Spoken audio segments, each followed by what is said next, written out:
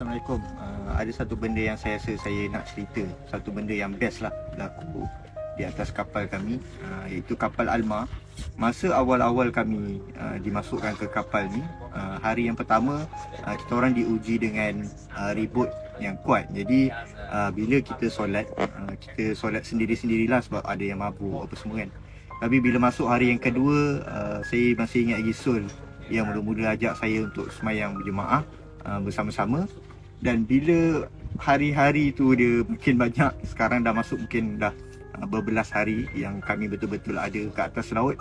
Daripada jemaah kami 2 orang naik kepada 3 orang, naik kepada 4 orang. Dan semalam saya rasa satu benda yang kita sangat happy bila jemaah kita tu dah jadi 5 orang. Dan apa yang best juga, bila kita orang ni macam ada hari-hari yang kita orang macam terlupa untuk semayang jemaah, ada orang lain yang datang dan ingatkan, yang tanya, oh Musa jomlah kita semayang jemaah sama-sama. So bagi saya itu satu benda yang sangat happy.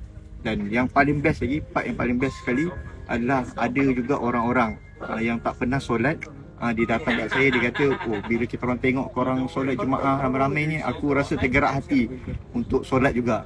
So ini adalah satu benda yang saya happy dan seronok sebab dimulakan oleh orang kita, orang Malaysia.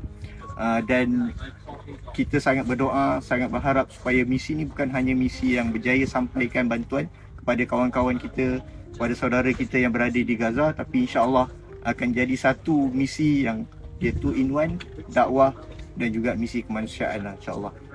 Kita share nanti pada update yang akan datang. Assalamualaikum.